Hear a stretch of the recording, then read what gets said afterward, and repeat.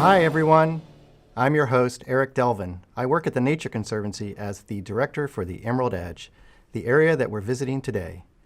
Thank you for coming with us today on our virtual field trip made possible with the generous support from Lowe's. Today, we're visiting Tla-o-qui-aht Sound in Canada. It's located on the west coast of Vancouver Island and is part of the area that we at the Nature Conservancy call the Emerald Edge. Sounds beautiful, right? The Emerald Edge stretches from the Washington coast through British Columbia in Canada up to southeast Alaska. And we call it the Emerald Edge because it's where the largest intact coastal temperate rainforest, over 100 million acres, sits at the edge of an incredible coastline. The Emerald Edge is home to more than 50 indigenous communities, including Alaska Natives, First Nations, and Native Americans who've lived here for millennia. Their cultures and livelihoods are rooted in the connection between people and nature. Our trip today takes place in Tla-o-qui-aht Sound, home to several First Nations communities and some pretty amazing scenery. Let's go there now and see why the Emerald Edge is called one of the greatest living treasures of biodiversity on Earth.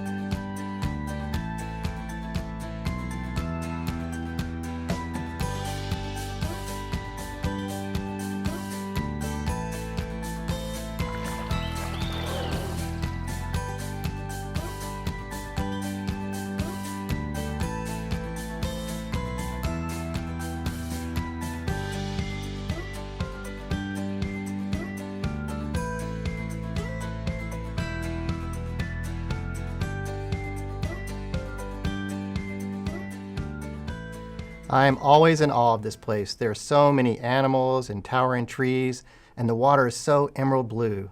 I hope you're as thrilled as I am to go on a tour. I'm excited to introduce you to our guide on today's virtual field trip. Joining us live from the Emerald Edge is Tsimka Martin of the Tla-o-qui-aht First Nation in Tla-o-qui-aht Sound. Tsimka, welcome. It's good to see you.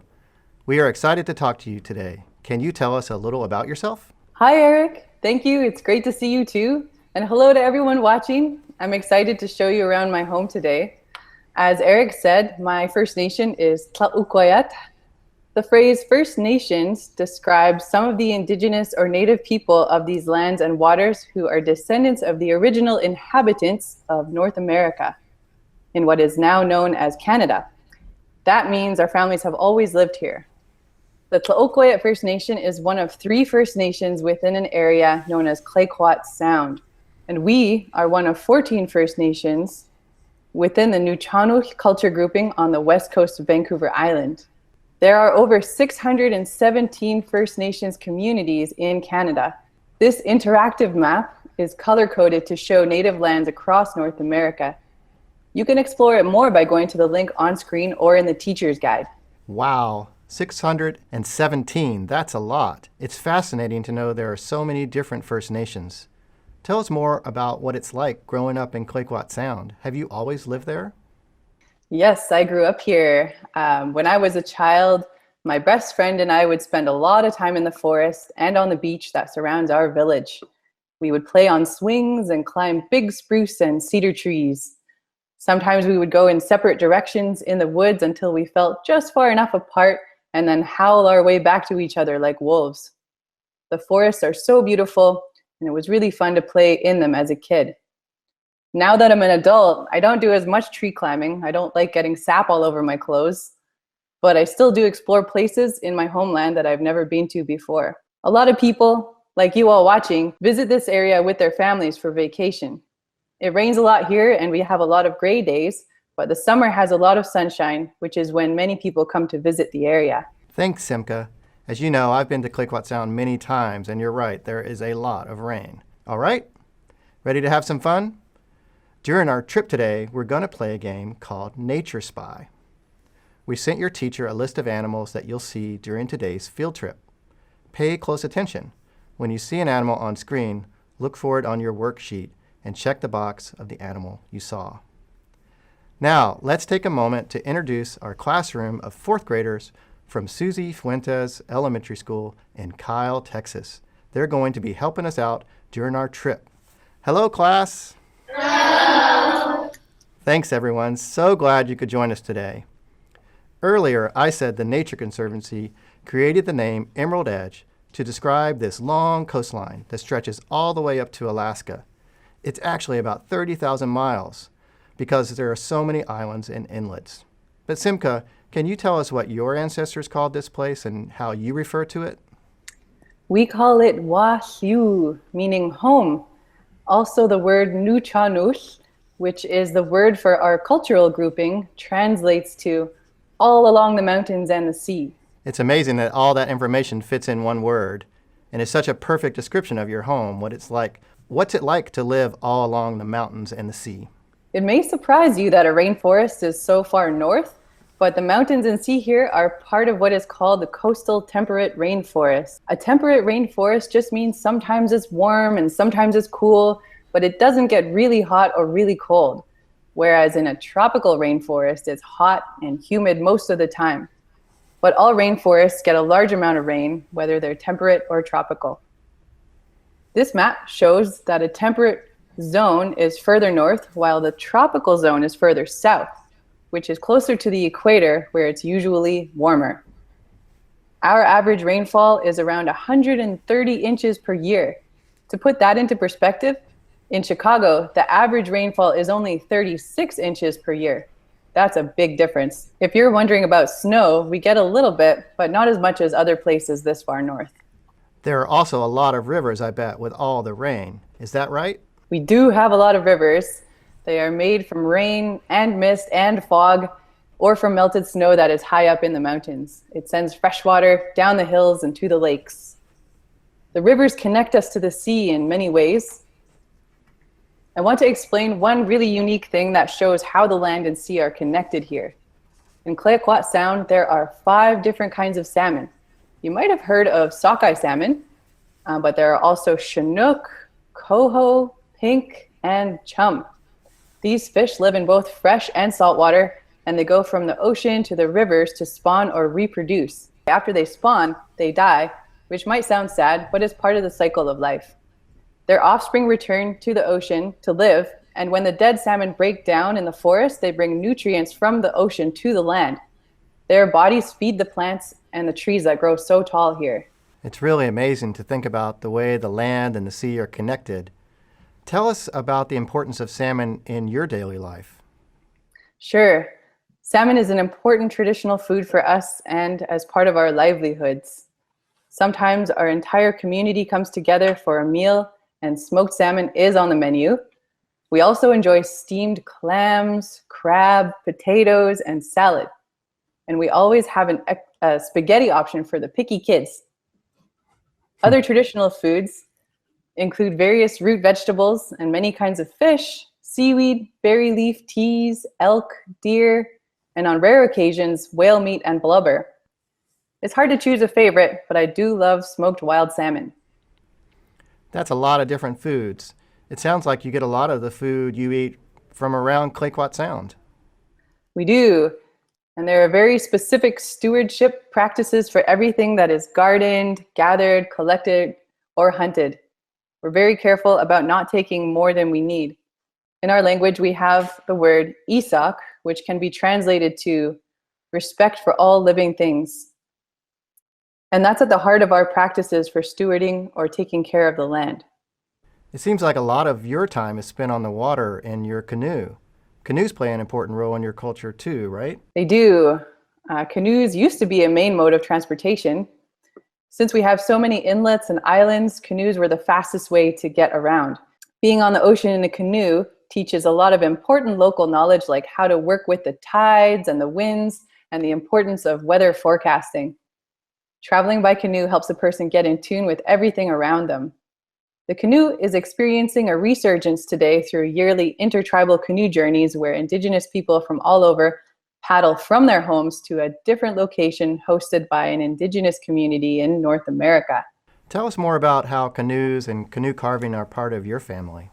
My dad makes the canoes that I use for my business. He loves making canoes. He learned from his father, and he takes a lot of pride in it. And he's made over 70 canoes already. I love being in these canoes. It's peaceful, and I feel like I'm part of the world around me, unlike how I feel in a noisy, fast motorboat. It's such an amazing experience to be out on the water. So let's climb aboard and let me show you what it's like to travel through the sound in a hand-carved canoe.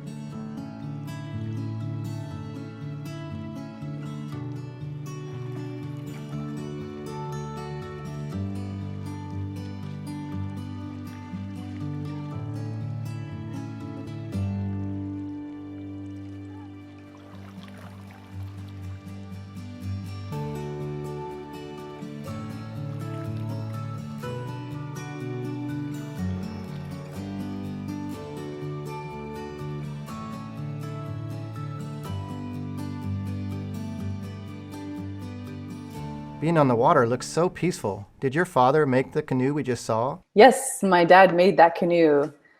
The trees that he uses to make canoes are anywhere from 300 to 800 years old. He always uses cedar, but I've heard of other carvers using other kinds of wood like Sitka spruce, but it's a bit more difficult to carve and it's a bit heavier. If my dad has leftover wood after making a canoe, he uses it to make tlupchas, which is cedar splints for a traditional salmon barbecue. It can also be used for kindling and other smaller carvings. My dad likes to carve also masks, totems, rattles, bentwood boxes. I'll let him tell you a little bit more. My traditional name is Tla-o-qui-aht. I'm from the house of Iwas of Tla-o-qui-aht. My English given name is Joe Martin. I learned about canoe carving from my father and my grandfather when I was very young. He didn't leave me a choice to go or not. He just get ready, we're going. When I was really young, I didn't like it, but now I appreciate all I've learned from it. The process of selecting a tree for a canoe was one of the most important steps, and that was because of the teachings of our people to be very respectful of all the creatures around here. This forest here, you can't just come here and just cut a tree down. I had to come here several times and sit here and just listen to be really quiet. Make sure that there's no eagle nests around in any of the trees here, or a wolf den, or a bear den, or a cougar den. The canoe was one of the most important creations of the coastal peoples here because it gave us access to all the resources from the mountains also, and especially from the ocean. You go there and go do fishing, hunting. We will take and use as much of it as we can. There'll be 5 canoes made out of this one tree. This tree, when I first cut it down right at the base over there, it's about 8 feet in diameter. And so once we cut it down, then we took about 9 more feet off of it. This canoe will take maybe 600 hours. Today I use a chainsaw to cut this, but in the former days they just split it all, and it was all done by hand. In the former days was stone, bone, and fire that they would use to shape these canoes. And today I do use a chainsaw and some modern tools that I have. I learned carving only because my father and my grandfather didn't give me a choice to go or not. They said, "Get ready, we're going." It wasn't, "Do you want to come?" No, they told me, "Get ready, we're going." And that's basically how I learned it. A lot of children and a lot of people will learn just from watching. And that's how I learned a lot of stuff, was just by watching. And I learned how to cut up salmon because I watched my grandmother do it so many times. She was really quick at it. Carve canoes, I learned from my dad and my grandfather. So that's all my dad used, was one of these, and these here, and those two. That's all he did. Dugout canoes that I have made for my daughters have been used for educating the general public that come here to visit the lands here to see it from our perspective. They would travel in that canoe and be taught about the local history here. The land has been also our teacher, and in many, many ways. The canoes that evolved here on the coast, they did evolve here for a long, long time. And they did evolve for the many moods of the Pacific Ocean. That's why they have the high end and the bow piece and the stern piece was for going through the surf and so on. We came here and made kind of an offering to this land to say thank you for having this tree that'll give life to our communities. It's a tree that begins a new life, and also just a continuation of a life for our people that will use this vessel once it's carved. That was so cool to see. I love watching the process he goes through to pick out the wood and carve the canoe. And it almost looks like he's carving butter when he's carving, but I'm sure it's harder than that. So tell us more about the canoe tours you give. Can anyone come and take one? Yes, anyone can come on a tour, even people who have never paddled before. For my business, I spend some time giving tours, but I also train the new guides. Being a tour guide helped shape who I am today. It taught me leadership skills, public speaking skills, and so much more. We have all different people visiting Tla-o-qui-aht Sound, so you never know who's going to be sitting in your canoe. I get to meet so many people. It's a pretty good job. During the tours, we teach people how to paddle the canoe and tell them about the land. We also take time to just be very quiet and listen to nature. Think about when you're feeling angry or sad or too busy. If you take a moment to be quiet and breathe, it can make you feel better. Yes, that's very true. It's important for people to take in the beauty of the land and water and understand how important it is to take care of it. Okay, Tsimka, I bet everyone watching is wondering, what types of animals do you see when you're in the canoe? We see different things depending where we paddle. Most commonly, we see birds like eagles, shorebirds, ducks, seagulls, kingfishers, and loons. We also see lots of different kinds of fish swimming beneath the canoe, and along the shore we'll see some cool invertebrates like sea stars, mussels, and barnacles. If we are lucky, we'll see also river otters, harbor seals, sea lions, and porpoises. Wow, I bet people love seeing all those amazing animals. Tsimka, do you have any other experiences that you would like to share? A couple of years ago in the fall, I went paddleboarding down one of the rivers and didn't think about it being the salmon run time. The river levels are too low to go down that river in the summer. The fall rains had filled it just enough to paddleboard down, but it also made it just right for the salmon who were returning to spawn. I felt bad about disturbing them once I started seeing them.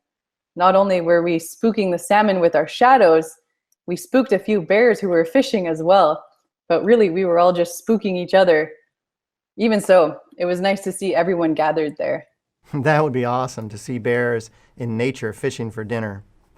Okay, we've covered a lot so far, so let's pause for a moment and take some questions from some of those who are watching. Here's our first question. From Mary Ferguson asked, what does whale meat taste like, and what about blubber? Blubber tastes a little bit like shrimp. If you've ever eaten shrimp, it's like a different texture, but it does have the flavor of shrimp. And the whale meat that I've had tasted kind of like beef, but with a little bit more ocean flavor. I don't know how to better describe it than that. That's perfect. Okay, some students from Indian Springs want to know, have you ever seen a wild big cat? I actually haven't. They're here, and I'm sure they've seen me, but I haven't seen one yet. Okay, let's switch gears a bit. Earlier you told us about the word isak, which means respect for all living things. Can you tell us more about your language and maybe some of your favorite words? Sure. Our language is a little different than how everyone watching might speak. For example, our language is more action or verb based rather than thing or noun based. A kid might say, we will walk, and we would say, yatsuk witas nish, which translates back as walking will we. Same meaning, but with the emphasis on the action, kind of like the way Yoda talks. My favorite words are hayu. I hope you can see that. Because of how it sounds, it means 10 in our language. I have a thing for sounds, and it sounds like a wolf howl, hayu. Next one is moo. It is 4, and it sounds like a cow. I found that amusing as a kid. Ask a cow how many legs it has, and it will answer moo because it's smart, and it means 4. Next we have hishuk ish tawak, a common expression meaning everything is interconnected, everything is one. This parallels very well to the concept of how an ecosystem is a living organism with the different forms of life being important parts of the whole. Another word I really like is aphay. It means friendly and helpful and not afraid to ask for help. It's actually considered unfriendly in our culture not to ask for help when you need it. I like how you remember the word moo means 4. That's funny. I know you're also interested in music and storytelling. Do you sing? Yes, I love to sing. I use native language in my songs because putting it into music helps me learn the language. I think music is important and can really bring emotion out in people. I wrote a song in my native language about orcas, or kakawin. It's about appreciating orcas and being grateful for all the teachings that come from them. Sometimes I sing it when I'm out in the canoe with visitors. We have a recording of your orca song. Let's listen.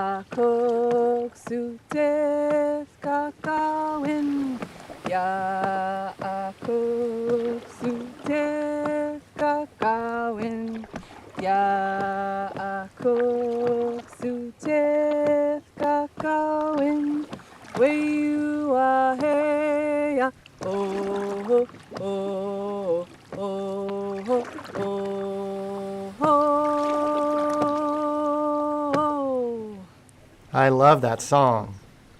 Thanks for sharing it with us. What other stories can you share with us? Probably one of my favorites is about Tla-o-qui-aht, a wolf that runs from the forest to the rocks at the shoreline. He leaps from the rocks into the ocean and magically transforms into Kakawin, or orca.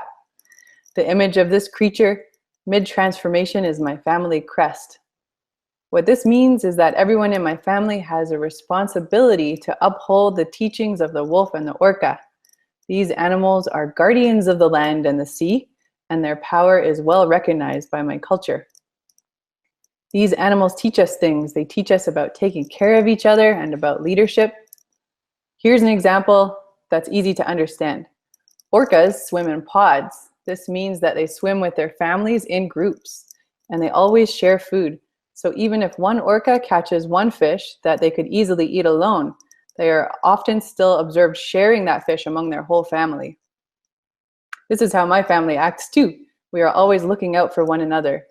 My dad told me that when he used to play as a child, he would drop into other people's home in the village and they would always say, "Feed him, make him eat." It's a simple thing, but generous too. It's the same thing at potlatch celebrations. The host family proudly feeds and takes care of hundreds of people who come. That's like your parents having a dinner party for 100 of your closest friends and family. That's a lot of food. I'm glad you shared that with everyone watching. It's clear that culture and family is so important to you. I'd like to go back to our classroom in Kyle, Texas. We've talked a lot about culture and family, and I'm wondering, can you tell us some things you do with your family and friends, any traditions that mean a lot to you? For me, I love to go backpacking and hiking in the forest with my family. Looks like we have 3 students that want to share. Let's start with Josh. Hi. A tradition that my family does is every year my 2 sisters, my mom and my grandma stay up till midnight on New Year's Eve to welcome the new year. That's great. Our second student is Noah Garganis. Once a year, we go to Garner State Park.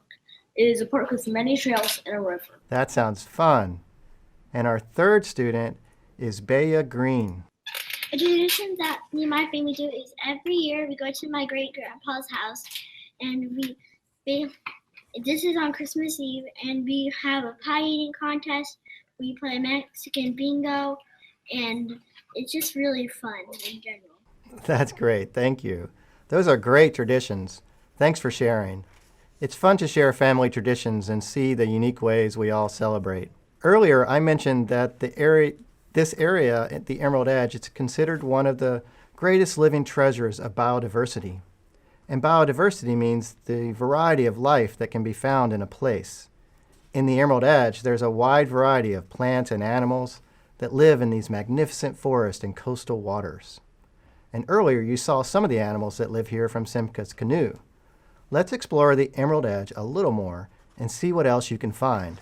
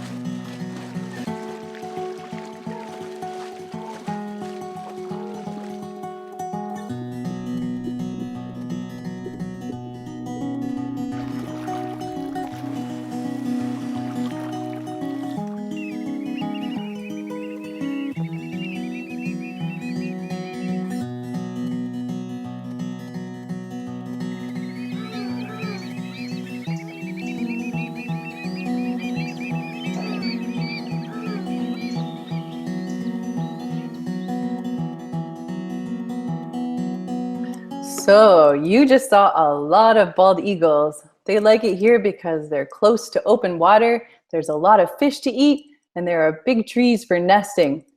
And it's kind of funny because they aren't actually bald.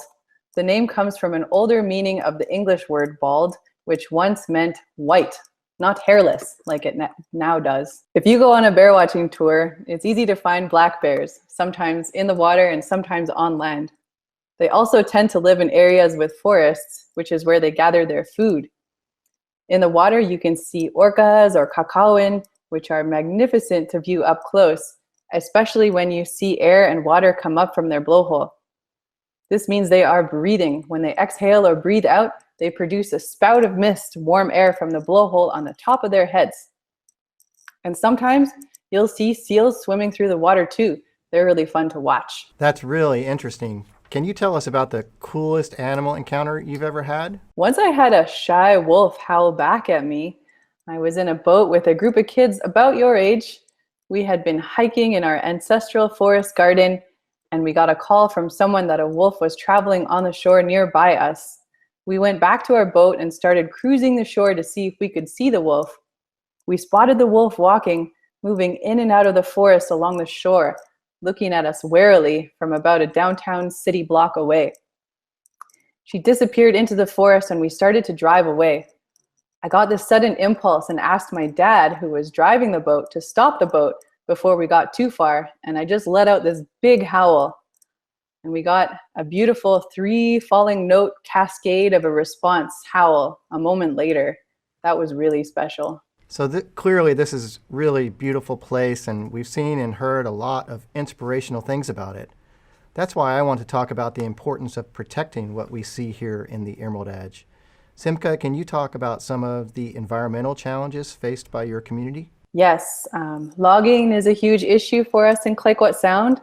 Logging is when people cut down trees to make paper or wood products. When a lot of trees have been cleared from a mountainside, rainwater can wash all the way down with nothing to stop it. This causes erosion of the soil, and the rivers get clogged with washed away soil and woody debris. In my native language, the word for tree is suchas, which translates back to English as landholder. Suchas have extensive root systems, and a group of suchas working together can hold the soil in place, keeping it from washing away. Logging is a really big concern because it really changes the landscape. There's a big difference between taking one tree here and there for what you need and for your community, like a canoe, and cutting massive amounts of trees at one time. I don't think early logging companies understood the importance of the trees for the land. We saw your father talk about taking care to look out for eagle's nest and other animals when selecting a tree to use to make canoes.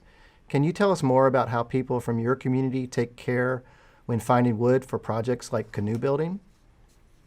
Yes, like my dad said in the video, there are specific stewardship teachings to do with each living being. If someone needs a live standing tree, like for a canoe, there are several things to look for, including eagle's nests and wolf or bear dens. If the dens are too close to your chosen tree or work site, you would be disturbing those animals, which is against our traditional law. It is also against our law to disturb an eagle's nest. If you find a nest in a tree or a den that is nearby, you will have to choose another tree. Out of respect for the tree's life, the person cutting down or felling the tree must have a plan for the whole tree. It is important not to cut trees down without a good reason. The person that wants to cut the tree will spend time with it, telling the tree how they would like to transform it into something of great use to their community. Are there any other considerations that must be made before you remove a tree? The tree feller must also look around the area and see which young saplings are there who will come up in that tree's place. The canopy of the forest will open up when the tree falls, the big tree, that is, and more sunlight will reach the forest floor. So it is important to not trample the saplings who will be able to spring up once they are getting more light when that larger tree comes down. I know from the Nature Conservancy's work in Canada that many First Nations like yours are reasserting their rights and authority to manage their lands and waters. And I see why it's important for communities like yours to have a voice in how to protect the lands and waters and be smart about using what nature provides. It also seems like your traditional laws take into account the need to care for the lands and waters on which you depend. You mentioned the word stewardship a few times. Can you explain what stewardship means to you and tell us more about the role of stewardship in your community? Stewardship is the careful and responsible management of something. In my community, we have ancestral stewardship roles that date back thousands of years. We have river keepers. They keep an eye over the streams and rivers within our territory, and they keep an eye on what's going on with the salmon. Sometimes the young salmon get trapped inside small pools, and if the weather is hot, the pools can heat up, which is dangerous for the fish. The river keepers move these salmon to the larger pools or to flowing rivers to keep them cool and to save them. Thanks for sharing that, Tsimka. Those are great examples of why it's important at us at the Nature Conservancy to work to support communities to regain stewardship authority and get it back to indigenous communities. The goal for everyone is to make sure ecosystems are healthy now and into the future, while respecting the culture and heritage. If communities like Tsimka's can make decisions about the land, it's a win for everyone and for nature. The Nature Conservancy in Canada also works with kids, just like you in the audience. We bring youth out to explore where they live, and they learn how to take care of the land, and it's up to them to protect the land of their ancestors. I love being involved with the Emerald Edge team because our project and our work is about what's needed for both people and nature in this landscape. We're doing business competitions to help people start new sustainable businesses, working with communities to protect important lands and waters, and helping support youth programs that get school kids out onto the land. And there are things that you can do too to be stewards of the animals and ecosystems around you.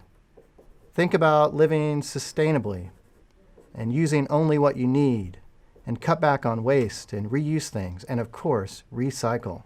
Help keep the natural areas around you clean and free of trash. Buy FSC certified wood products that come from sustainably harvested trees, and spread the word and teach others. We also encourage people to visit the Tla-o-qui-aht Sound area and the Emerald Edge. You can boat, canoe, or hike and develop an appreciation for the lands and waters. So we're getting to the end of our virtual field trip, but before we say goodbye, we'd like to take a few more questions from our audience. Okay, our first question comes from Grayson McKinney from Troy, Michigan, and he asks, Tsimka, have you learned to carve wood from your dad? I've done a little bit of carving with my dad, though I haven't learned to do a canoe all the way from the beginning to the end. Great. Here's another one from Amy Cordry, and she asks, Tsimka, what do you love most about your land heritage? Ooh, that's a tough question to answer. I don't know if I can answer that one. There's so many things. The land and the culture here are totally interconnected, and I love all of it. So it's hard for me to choose something specific. And then finally, we have Laura Ferger. Students ask, what inspired you to start a canoe tour company? Well, I grew up doing cultural canoe tours.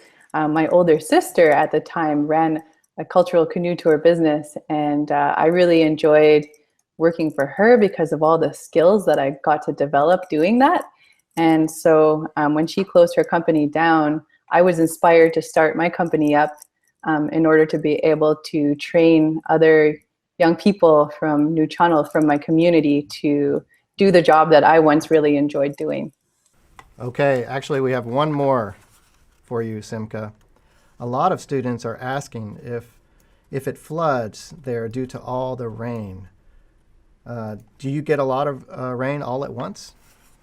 We do get some pretty heavy downpours sometimes, though the amazing thing about the Hitaktlas, the forest ecosystem here, is that there's a lot of mosses and lichens and all the roots of the trees and the bushes that soak things up and slow things down. So it's more common in like heavily paved areas where it rains a lot to get that flooding effect. But here the forest kind of takes care of soaking it in. And what doesn't get soaked in just goes down the rivers and either into the lakes and into the oceans.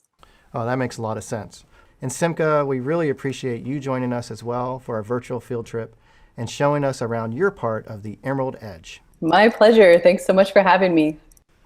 Let's also say thank you and goodbye to Mrs. Waite's class in Susie Fuentes Elementary School. Thanks for joining us. Bye. If you want to follow along with Tsimka's adventures, you can find links to her blogs in the Virtual Field Trip Teacher's Guide.